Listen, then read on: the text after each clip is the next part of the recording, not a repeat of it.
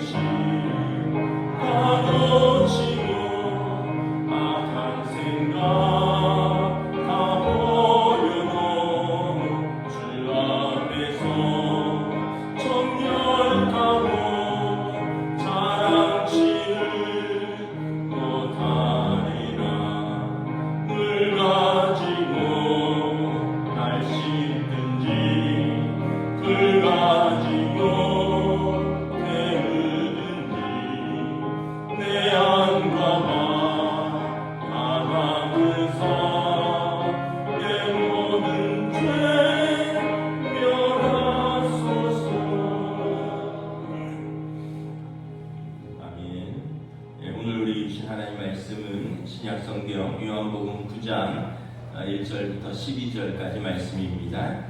신약성경 요한복음 9장 1절부터 12절입니다. 신약성경 160페이지입니다. 요한복음 9장 1절에서 12절까지 말씀입니다. 다 찾으신 줄 알고 저 여러분들이 한 절씩 교독하겠습니다. 예수께서 길을 가실 때에 날 때부터 맹인된 사람을 보신지라 제자들이 물어 이르되 라비여 이 사람이 맹인으로 난 것이 누구의 죄로 인함이니까? 자기니까 그의 부모니까? 예수께서 대답하시되 이 사람이나 그 부모의 죄로 인한 것이 아니라 그에게서 하나님이 하시는 일을 나타내고자 하심이라. 때가 아직 낮음에 나를 보내신 이 일을 우리가 하여야 하리라. 밤이 오리니 그때는 아무도 일할 수 없느니라. 내가 세상에 있는 동안에는 세상의 빛이로라. 이 말씀을 하시고 땅에 침을 뱉어 진흙을 비벼 그의 눈에 바르시고 이르시되 실로암 못에 가서 씻으라 하시니 실로암은 번역하며 보냄을 받았다는 뜻이라. 이에 가서 씻고 밝은 눈으로 왔더라. 이웃 사람들과 전에 그가 거린이었던 것을 보았던 사람들이 이르되 이는 앉아서 구걸하던 자가 아니냐. 어떤 사람은 그 사람이라 하며 어떤 사람은 아니라 그와 비슷하다 하거늘 자기 말은 내가 그러하니 그들이 묻되 그러면 내 눈이 어떻게 떠졌느냐. 대답하되 예수라 하는 그 사람이 진흙을 비겨 내 눈에 바르고 나더러 실로암에 가서 씻으라 하기에 가서 씻었더니 보게 되었노라. 그들이 이르되 그가 어디 있느냐. 이르되 알지 못하노라 하니라. 아멘. 할렐루야. 설명절 잘 쉬셨습니까? 우리 서로 한번 인사하겠습니다. 명절 잘 쉬셨습니까? 이번 명절이 꽤 길었죠. 이제 어느덧 2월 달입니다. 2월 월삭 예배로 드리면서 벌써 2025년도 이제 한 달이나 지났구나. 2025년이라는 숫자가 이제 익숙해질 때가 됐습니다. 벌써 한 달이나 지났죠. 오늘 말씀을 통해서 또 오늘 우리에게 또 나에게 또 새해에는 어떤 하나님께서 하시고자 하시는 일이 무엇일까 우리가 또 이렇게 묵상을 할 수 있습니다. 오늘 예수님께서 길을 가다가 한 사람을 만나시는데 이 사람이 장애가 있습니다. 우리 1절 다시 한번 보겠습니다. 예수께서 길을 가실 때 날 때부터 맹인된 사람을 보신지라.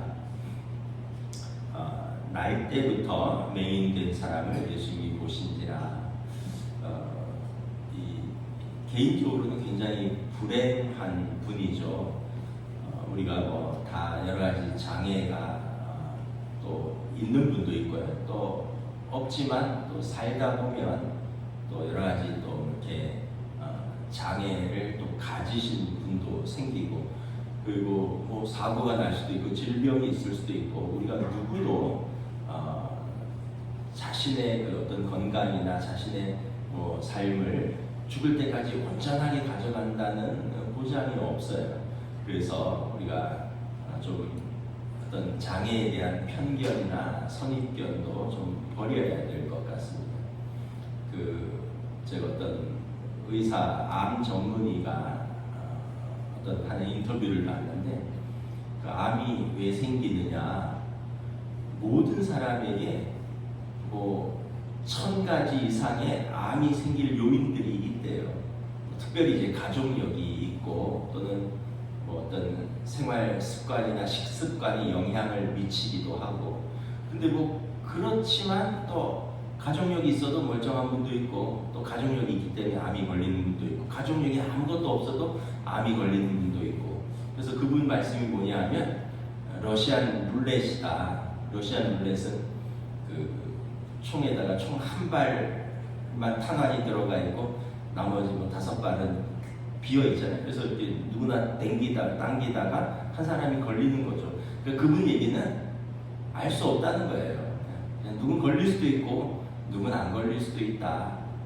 그냥 우리가 그래서 좀 조심하고, 또 몸에 안 좋은 거는 좀 되도록 먹지 말고, 스트레스는 좀 덜 받고 뭐 이러는데 뭐 살다 보면 그게 또 되나요? 그러니까 이게 장애도 그렇고 질병도 그렇고 어떤 심판의 결과, 죄의 결과, 이렇게 바라보는 것에서는 오늘 예수님께서 좀 분명히 다른 시각을 보여주시는 것을 봅니다. 오늘 어쨌든 보면 이분은 굉장히 좀 힘든 분이죠. 왜냐하면 우리가 시각으로 정보의 80% 이상을 본다 그러잖아요. 그러니까 우리가 알고 있는 세상의 80%를 못 보는 분이죠. 뭐 부모님이 어떻게 생겼는지, 또 혹시 결혼을 했다면 사랑하는 사람이 어떻게 생겼는지, 자녀가 있다면 그 예쁜 아이가 어떻게 생겼는지, 뭐 봄에는 꽃이 어떤지, 여름에는 실록이 어떻게 우거지는지, 가을에는 단풍이 어떻게 지는지, 겨울에는 흰눈이 세상을 어떻게 덮는지를 전혀 보지 못하는 거잖아요. 그러니까 개인적으로 굉장히 불행한 분이었습니다. 희망이 없는 삶이고요. 8절에 보면 이분은 더더군다나 거림이었다 이렇게 말을 합니다.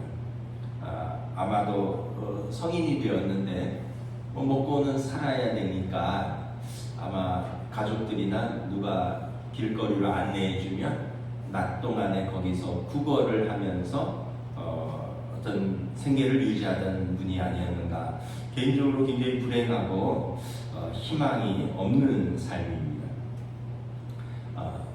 사실 이분의 모습은 인간의 본질적 실존을 잘 보여주고 있습니다. 우리 모두는 영적 소경으로 태어났습니다. 로마서 11장 8절에 기록된 바 하나님이 오늘까지 우리 그들에게 혼미한 심령과 보지 못할 눈과 듣지 못할 귀를 주셨다 함과 같으니라.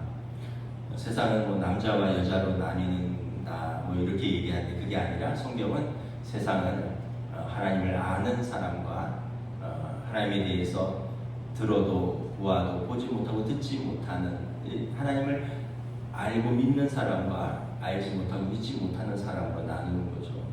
그래서 우리는 어떻게 보면 영적인 소경이고, 귀가 있어도 진리의 말씀을 듣지 못하면 영적인 또 귀머거리가 되는 것입니다.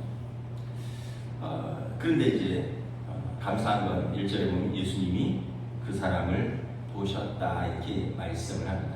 이 보셨다라는 말씀은 그냥 눈에 들어왔다라는 의미라기보다는 예수님이 그분을 주목하여 보셨다라는 뜻입니다. 여러분 우리가 참 또 위로가 되죠. 주님께서 우리를 주목하여 보신다.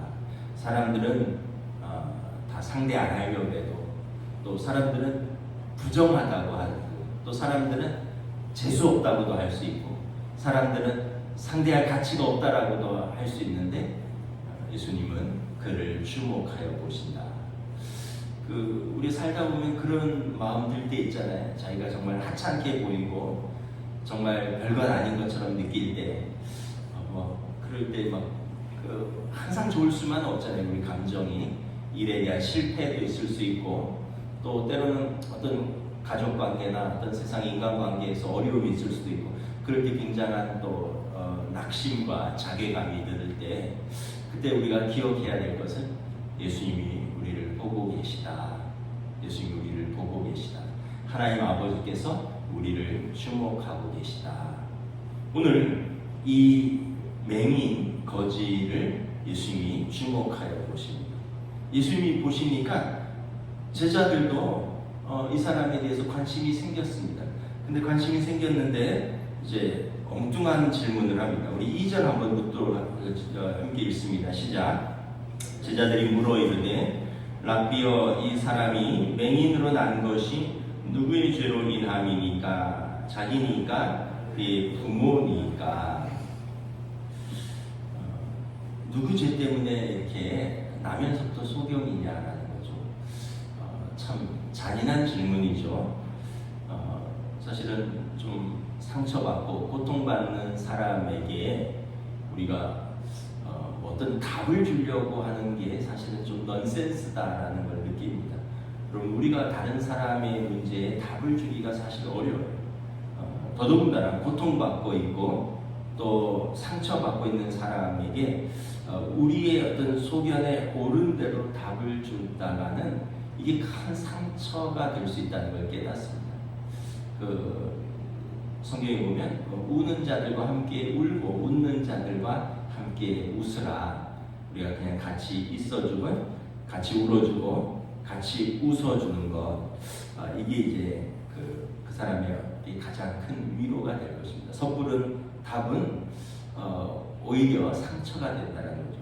지금 그 시대의 사람들에게 어떤 질병이나 장애는 죄에 대한 하나님의 심판이다, 이런 인식이 있었습니다. 그래서 이 심판을 본인의 죄 때문입니까? 아니면 부모의 죄 때문입니까? 부모에게까지 묻고 있는 것을 볼 수 있죠. 3절 봉독하겠습니다. 시작. 예수께서 대답하시되 이 사람이나 그 부모의 죄로 인한 것이 아니라 그에게서 하나님이 하시는 일을 나타내고자 하시니라. 예수님께서 아무도 기대하지 못한 대답을 하셨습니다. 나면서부터 소경된 사람은 누구의 죄 때문에 그런 것이 아니다. 본인의 죄도. 나면서부터 소경됐는데 어떻게 본인의 죄가 될 수 있겠습니까? 그럼 또 부모의 죄냐라는 거죠. 부모들에게 그런 마음이 있죠. 아이가 몸이 약하게 태어났다거나 어떤 장애가 있으면 내 잘못이다, 이런 마음이 있는데 그 부모에게 더 죄책감과 무거운 짐을 실어주는 거죠. 사람들의 시선은. 예수님 그렇지 않다는 거예요. 어느 부모가 그런 장애를 가진 아이를 낳고 싶겠느냐라는 거예요. 그리고 부모의 죄라면 우리 모두 다 장애를 입어야죠. 저나 여러분이나 부모가 죄가 없어서 이렇게 멀쩡하게 태어났습니까? 말도 안 된다는 거예요. 예수님의 말씀. 이것은 성경적이지도 않고 이것은 하나님의 뜻도 아니라는 거예요. 단지 하나님께서 그 사람을 통해서 하나님께서 하실 일이 있고 하나님께서 그 사람을 통해서 영광 받으실 일이 있다는 거죠. 여러분, 그 유명한 예술가들이나 이런 분들 보면 장애가 있어서 더 유명한 작품을 남긴 거 알고 계시죠? 신라곤이라는 그 유명한 작품을 쓴 존 밀턴도 실명하고 쓴 작품입니다. 베토벤의 운명교향곡은 청각을 완전히 상실하고 나서 작곡한 것입니다. 그때는 이제 더 이상 들리지가 않아서 피아노를 연주하거나 칠 수 없었고, 그러나 작곡은 계속을 했다는 거예요. 그럼 빈센트 반 고흐는 간질을 하고 조울증이 있었다고 합니다. 평생 간질이 있었고요. 그리고 조울증, 조증, 우울증 이런 게 있어서 그래서 자기 귀를 자르기도 하고 막 그랬잖아요. 그러니까 그럼에도 불구하고 여러분 또 그 작품 보셨나요? 그 원본을 제가 봤는데 뉴욕에 하여튼 미술관 가서 봤는데 정말 강렬한 색채더라고요. 아주 색채가 밝고 강렬합니다. 헬렌 켈러도 그렇잖아요. 2살이 되기 전에 병을 앓아서 시력과 청력을 완전히 잃었잖아요. 그런데 설리반 선생님을 만나고 조금 부모님을 만나서 장애운동을, 장애인들을 위한 인권운동가로 했잖아요. 그 장애가 있어서가 사람이 불완전해지는 게 아니라 오히려 장애가 있기 때문에 하나님을 의지하고 장애가 있기 때문에 그래서 하나님께 영광 돌리는 삶을 사는 사람들이 더 많다는 걸 보여주는 거죠. 사람들의 오해와 편견은 뭐냐 하면 첫째는 하나님에 대한 오해와 편견입니다. 누구 죄 때문에 나면서부터 소경이 되었느냐라는 제자들의 질문에는 하나님에 대한 오해가 있어요. 하나님은 무서운 분이라는 거죠.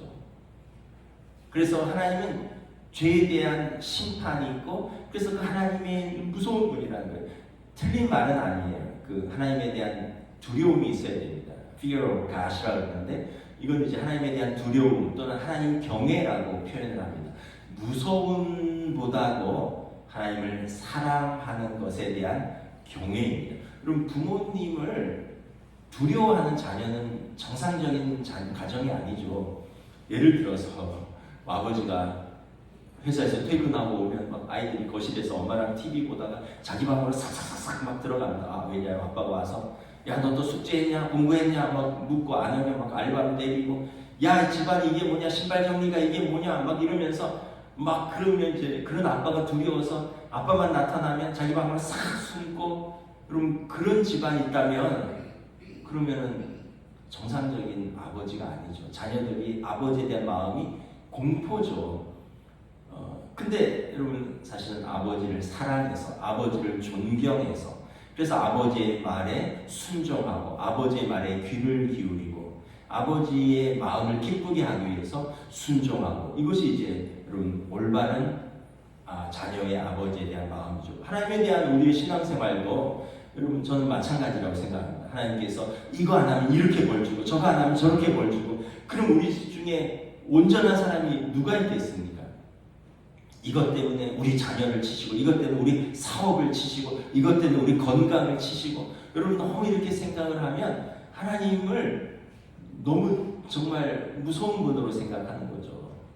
물론 하나님에 대한 경건한 두려움을 가져야지만 우리가 죄로부터 멀리하는 삶을 살지만, 사실은 우리가 하나님을 좀 그런 무서움보다는 공의의 하나님이신 동시에 사랑의 하나님으로, 그렇다고 사랑이라고 해서 아무거나 막 해도 된다는 건 아니죠. 거기에 분명한 하나님의 공의가 있어야 되고, 그러나 또한 하나님은 용서와 자비와 인애가 풍성하신 사랑의 하나님이다라는 거예요.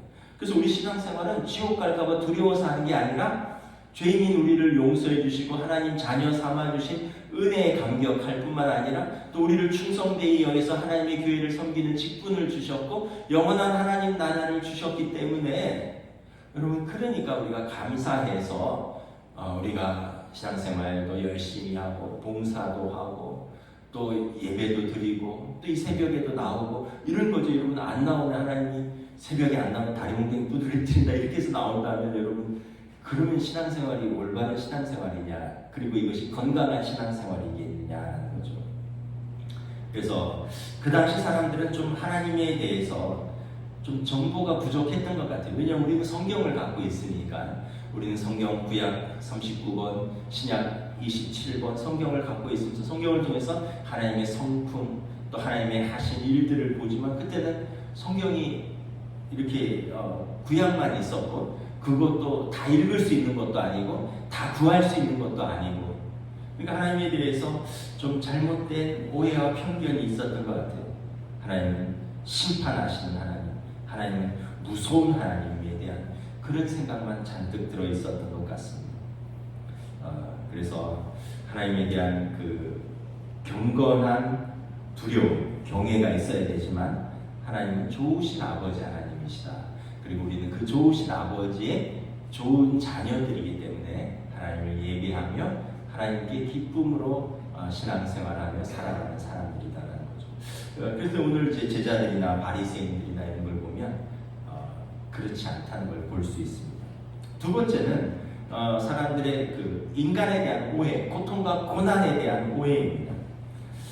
뭐 오늘날도 그렇지만 이제 그 당시 유대인들은 개개인의 병이나 고난이 일일이 어떤 죄의 결과라는 인과적인 관념을 가졌습니다.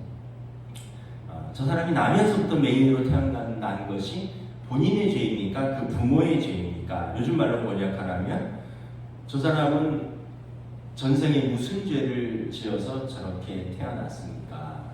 이건 좀 불교의 윤회관이죠. 불교에서는 뭐 제가 잘은 모르지만 전생에 좀 잘못한 게 많으면 이 생에서 좀 그 벌로서 좀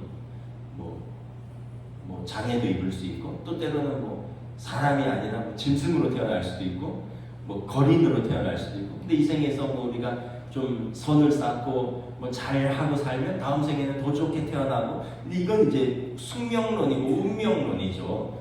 내 거를 그냥 그대로 다 받아들이는 거예요. 내 어떤 고난과 내 어떤 그 부정적인 상황을 그냥 받아들이는 거죠.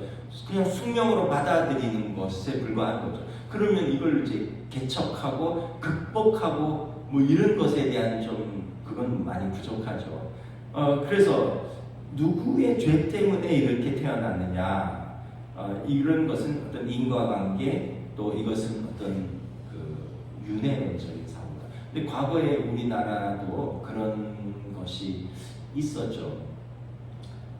우리 이제 초창기 부흥사들 중에 유명한 목사님이 계셨어요. 저 동대문 쪽에 아주 유명한 부흥사 목사님이 있었습니다. 그분이 이제 돌아가실 때 고백을 했는데 중증 장애가 있는 큰아들이 있었다. 그 큰아들을 평생 집에서 누구에게도 노출을 시키지 않았습니다. 교인들도 몰랐어요. 큰아들이 있는지도 몰랐고 큰아들이 장애가 있는지도 몰랐고 큰아들의 장래도 아무도 몰랐어요. 그것도 그러니까 그 목사님인데도 불구하고 이제 뭐 오래된 분이다 보니까 그 시대의 어떤 그 하나님에게 축복을 선포해야 되는데 자기 가정에서부터 자기 큰아들이 그런 중증 장애가 있다. 그래서 마지막에 돌아가시기 전에 교인들에게 회개하고 뭐 가족들에게 회개하고 돌아가셔서 저도 이렇게 알고 있는 거죠. 그런 시대가 있었다는 거죠. 무슨 죄를 지었기에 저렇게 고통당하느냐. 그래서 물론 고통과 질병과 죽음은 죄의 결과로 이 땅에 들어온 것은 맞지만 이것은 보편적인 이해지 모든 고통의 사건을 개개인에게 적용하는 것은 굉장히 위험한 일이다. 그럼 뭐 비행기 사고가 났는데 그 사람들에게 무슨 특별한 더 큰 죄가 있어서 났느냐, 그렇게 하는 것은 위험한 생각이라는 거죠. 성경은 세 가지 형태의 고난이 있다라고 말합니다. 첫째는 죄로 인한 고난입니다. 여러분 분명히 죄로 인한 고난이 있어요. 죄를 지으면 뭐 그것이 만약에 형법적인 거라면 그걸로 인해서 뭐 재판을 받고 감옥에 갈 수 있잖아요. 그것은 자기가 죄로 인한 고난인 거예요. 뭐 예를 들어서 산모가 아이를 가졌는데 술, 담배를 하고 마약을 했다. 그래서 아이가 장애를 갖고 태어났다. 그거는 그 어머니의 죄인 거죠. 둘째는 이유를 알 수 없는 고난도 있다라고 말합니다. 성경에 욥이 그렇잖아요. 욥은 믿음을 가지고 동강의 의인이라. 그런데 사단이 욥의 믿음을 시험하기 위해서 그가 욥의 모든 것을 이제 그 가져가기도 하고, 심지어 욥의 가족들을 또 생명을 앗아가기도 하고, 욥의 뭐 몸에도 질병이 생겼죠. 그래서 성경은 이건 욥의 고난은 욥의 잘못이 아니라 사단의 시험이다라는 것입니다. 세 번째는 의를 위해서 받는 고난도 있다고 그랬죠. 예수님도 그렇고 여러분 많은 사람들이 의를 위해서 자발적으로 고난을 받죠. 여러분 뭐 나라가 일제시대 때 자기 한 목숨 살 수도 있지만 자기 목숨을 던져서 나라를 구하고자 했던 분들, 이런 분들은 의를 위해서 스스로 고난을 받은 사람들이죠. 팔복에 보면 의를 위하여 박해를 받는 자는 복이 있나니 천국이 그들의 것입니다. 이렇게 고난은 이렇게 다양합니다. 자기 죄로 인한 고난도 있고요. 이것은 사단의 시험도 있고요. 또 의를 위해서 받는 고난도 있고. 오늘 예수님께서 말씀하십니다. 그를 통해서 하나님께서 하실 일이 있다. 고통에 하나님의 뜻이 있다는 겁니다. 어떤 뜻이 있느냐? 신명기 8장에 보면 이런 말씀이 있습니다. 너를 낮추시며 너를 줄이게 하신 것은 사람이 떡으로만 사는 것이 아니라 하나님 입으로 나오는 말씀으로 살 것이다. 때로는 우리를 막 물질적으로 권고하게 하시면 우리를 그걸로 낮추실 때도 있어요. 왜냐하면 떡으로만 사는 게 아니라는 것을 우리에게 깨우쳐 주기 위함일 수도 있다는 거죠. 또 하나님께서 내게 광야길을 걷게 하시며 너를 낮추신 것은 너를 시험하사 내 마음이 어떠한지 내 명령을 지키는지 지키지 않는지 알려 하십니다. 때로는 우리를 인생의 광야길로 몰아넣을 수도 있다는 거예요. 광야길은 굉장히 고되고 힘들고 험난한 길이잖아요. 그런데 그것을 통해서 우리의 마음을 알 수 있다는 거예요. 그 광야길을 걷는 것을 통해서 우리의 믿음을 알 수 있다는 거예요. 하나님께서 때로는 그걸 보시기 위해서 우리를 광야로 밀어넣을 수도 있다는 거죠. 그래서 C.S. 루이스의 말씀처럼 평소에는 하나님의 말씀이 우리 귀에 속삭이는 것처럼 들리지만 고난의 때는 하나님의 말씀이 우리 귀에 확성기처럼 큰 소리로 들린다는 거예요. 평소에는 아무것도 들리지 않는데 하나님의 음성도 사람의 말도 잘 안 들어오는데 고난의 때에는 사람들의 말도 크게 들리고요. 하나님의 음성은 더 크게 들릴 때가 있다는 거예요. 그래서 때로는 고난이 우리에게 유익이기도 하다는 거예요. 그러면 오늘 성경에서 이 나면서부터 소개된 이분에게서 나타난 하나님의 뜻은 무엇이냐라는 거죠. 우리 7절 한번 읽도록 하겠습니다. 7절 시작. 이르시되 실로암 못에 가서 씻으라 하시니 실로암은 번역하면 보냄을 받았다는 뜻이라. 이에 가서 씻고 밝은 눈으로 왔더라. 눈을 뜬 거죠. 일단은 여러분 육적으로 눈을 떴습니다. 보지 못하던 분이 이러면 여러분 이게 얼마나 큰 축복입니까? 아까 말했듯이 이제 세상에 한 20%에 대한 정보만 가지고 있다가 세상에 대한 80%를 더 보는 거 아니에요. 가족들도 보고 푸른 산과 초목과 공중의 새와 땅의 짐승들과 바다와 이런 것들을 보고 여러분 한 번도 못 보던 사람이 바다를 보면 어떨까요? 한 번도 바다를 못 보던 사람이 바다를 보면 얼마나 압도되지 않겠습니까? 한 번도 하늘을 못 보던 사람이 푸른 하늘을 보면 어떨까요? 여러분 눈만 보여도 우리가 얼마나 행복한지 모릅니다. 여러분 저와 여러분 중에 여기 계신 분 중에 눈이 보이시잖아요. 그러면 하나님께서 우리에게 은혜 주신 것을 고백할 수 있기를 축복합니다. 눈만 보이는 것도 여러분 이게 큰 축복입니다. 저희 부친이 황반변성이라고 한쪽 눈이 한 60%가 안 보이셔요. 그쪽에 이제 눈에 질병이 온 거죠. 노안으로. 요즘은 안 맞으시는데 한동안 눈에 주사를 맞았어요. 눈동자에 주사를 한 달에 한 번씩 맞았어요. 비용도 든데 아파도 눈이 뻐근하대요. 하루 종일 눈이 뻐근하대요. 주사 맞으면. 여러분 생각해보세요. 눈동자에다가 주사 바늘에 넣어서 약물을 넣는다고 해보세요. 제가 아버지 때문에 목동의 김한과인지 공안과도 모시고 가고 여기저기 병원을 몇 군데 다녔거든요.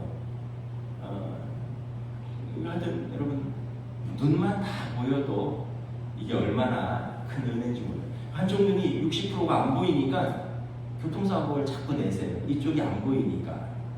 우리처럼 이렇게 다 안 보입니다. 돈은 돈대로 들고 몸은 몸대로 들고. 근데 여러분 두 눈이 다 안 보인다가 다 보인다면 여러분 얼마나 이게 큰 은혜냐라는 거예요. 두 번째는 육신의 눈도 열렸지만 영의 눈이 열렸어요. 영의 눈이 열려서 예수님을 메시아로 믿고 영접하여서 구원을 얻게 되었습니다. 우리 좀 뒷본문인데 우리 35절부터 38절인데 우리 함께 읽도록 하겠습니다. 시작. 예수께서 그들이 그 사람을 쫓아냈다는 말을 들으셨더니 그를 만나서 이르시되 내가 인자를 믿느냐? 대답하여 이르되 주여 그가 누구시오니까 내가 믿고자 하나이다.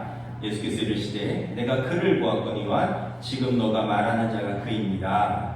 이르되 주여 내가 믿나이다 하고 전하는지라.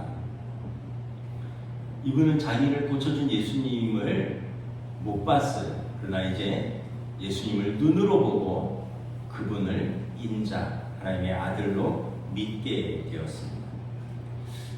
육신의 눈만 뜬 게 아니라 영의 눈이 뜨여서 예수님을 영접하고 구원을 얻은 것입니다. 여러분 이미 눈이 뜨여도 많이 율법을 알아도 예수님을 믿지 못하고 인정하지 못하는 많은 사람들이 있었습니다. 그런데 이 맹인은 예수님을 한 번 봤는데 예수님을 믿고 영접하였고 구원을 얻은 것입니다. 베드로서에 그런 말씀이 있죠. 너희가 예수를 보지도 못하고 믿는도다 잘하는도다. 베드로 사도가 자기는 예수님을 그렇게 3년이나 쫓아다니면서도 3번이나 부인했던 그런 상처와 실패가 있는데 성도들은 초대교회 성도들이 예수를 보지도 못하고 믿는도다. 귀하고 잘하는도다. 오늘 이 맹인은 예수님을 처음 보았고 예수님을 믿고 영접하고 하나님의 자녀가 되었다는 거죠. 이분도 언젠가는 여러분 다시 눈을 감을 날이 올 것입니다. 그러나 그때는 이미 영의 눈을 떴고 하나님 나라가 그에게 가까이 온 것입니다. 자, 그 다음에 그를 통해서 예수님께서 메시아로 오심이 증거됩니다. 10절, 11절, 12절 함께 읽도록 하겠습니다. 그들이 묻되 그러면 내 눈이 어떻게 떠졌느냐? 대답하되 예수라는 그 사람이 진흙을 이겨 내 눈에 바르고 나더러 실로암에 가서 씻으라. 이에 가서 씻었더니 보게 되었노라. 그들이 이르되 그가 어디 있느냐? 이르되 알지 못하노라 하니라. 사람들에게 예수라는 이름을 증거하기 시작합니다. 자기 삶에 일어난 기적, 그 표적을 통해서 그 맹인, 거지, 아무도 주목하지 않는 그의 입으로 예수라 하는 사람이 나를 고쳐노라. 예수의 이름의 뜻이 자기 백성을 죄에서 구원할 자이시잖아요. 메시아라는 뜻이잖아요. 예수를 증거하는 것을 보게 됩니다. 그래서 그분을 모든 사람에게 그의 삶을 통해서 증거하는, 그러니까 하나님이 그를 통해서 지금 위대한 일을 하고 계신 거죠. 첫째는 그의 개인적인 질병을 고치셨고요, 장애를 고치셨고, 두 번째는 그의 영혼을 구원하셨고, 세 번째는 그의 입을 통하여 모든 사람들에게 예수가 구원자다, 예수가 하나님의 아들이심을 선포하는 것입니다. 예수님께서 오늘 그를 통해서 하실 일이 있다라고 말씀하신 것이 오늘 증거가 되는 것입니다.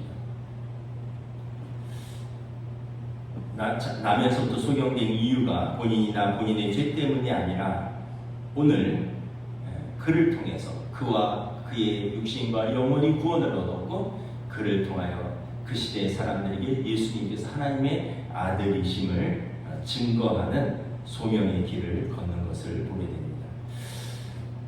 여러분, 2025년 이제 또 이제 2월이 시작되었는데, 여러분, 항상 예수님은 아까도 말씀드렸지만 우리를 주목하고 계시다. 사람들은 우리의 과거와 실패를 보지만 예수님은 우리의 과거에 실패한 거나 상처된 그 과거를 보시지 않고 절망적인 현재에 머물러 있는 우리에게만 주목하지 않으시고 우리를 통해서 하실 일이 있다는 기대를 갖고 계시고, 그리고 그 믿음을 가지고 일어서는 사람에게 예수님께서 그들을 통해서 하실 일들을 하시는 것을 보게 됩니다.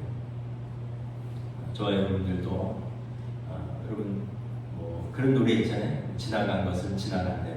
과거의 실패, 상처들은 잊어버리시고, 그리고 또 현재의 절망적인 상황 속에서도 예수님께서 우리를 주목하고 보시니 우리를 통하여 하나님의 선하신 뜻이 이루어질 것이라는 기대를 가지고 올 한 해 하나님께서 나를 통해서 어떤 일을 하실 것인가 기대하고 그 소명에 바라보며 또 그 일들을 우리가 감당하기 위해서 오늘도 우리 저와 여러분들 주님 손 붙들고 담대하게 또 한 해를 살아가시기를 우리 주님의 이름으로 축복합니다. 기도하겠습니다. 하나님의 은혜를 감사합니다. 우리 주변을 이렇게 살펴보면 때로는 우리가 나면서부터 소경된 사람들처럼 우리 스스로 절망할 때도 있고, 또 다른 사람들의 어떤 수군거림과 비난과 또 편견 속에서 절망할 수도 있습니다. 그러나 예수님께서는 그 누구의 죄로 인한 것이 아니라 예수님께서 그 사람을 위해서 오셨음을 선포하셨고, 그리고 그 사람도 예수님을 통하여 하나님의 일을 하실 수 있다는 것을 예수님께서 보여주시기 위함이라 말씀하셨습니다.